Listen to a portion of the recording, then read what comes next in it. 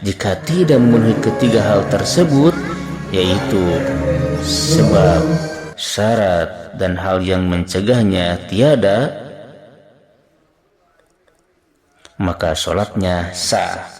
Dan jika tidak memenuhi ketiga hal tersebut, misalnya syaratnya tidak terpenuhi karena masih berhadas, maka sholat duhur dan sholat yang lainnya jika dikerjakan menjadi ruksak atau tidak sah.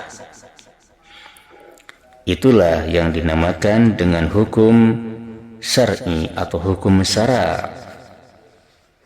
Lalu yang kedua, hukum itu ada dinamakan dengan hukum adat. Apa itu hukum adat?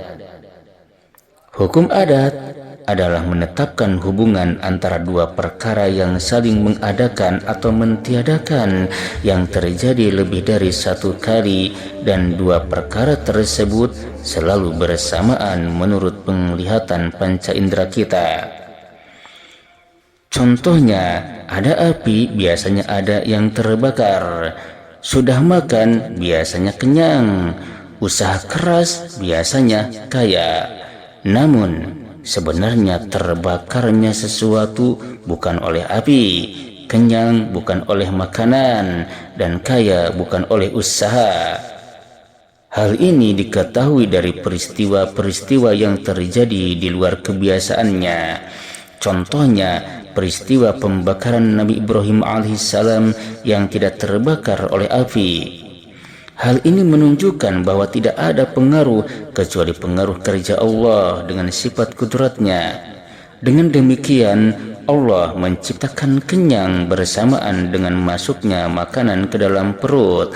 Allah menciptakan terbakarnya sesuatu bersamaan dengan adanya api. Allah menciptakan orang kaya bersamaan dengan adanya kerja keras. Dan begitu pula dengan yang lainnya. Kebiasaan ini semua dapat dikatakan sebagai sunnatullah. Itulah yang kedua tentang hukum adat. Lalu yang ketiga adalah hukum akal.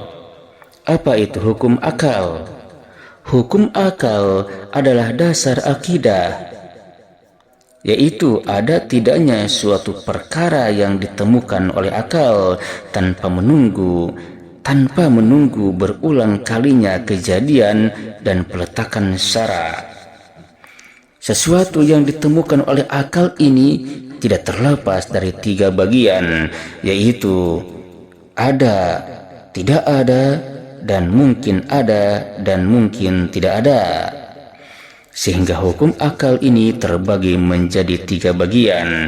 Yang pertama wajib, yaitu sesuatu yang tergambar adanya menurut akal. Contohnya sifat kudrat wajib bagi Allah, maka sifat kudrat ini tergambar adanya bagi Allah menurut akal. Hukum akal yang kedua adalah mustahil.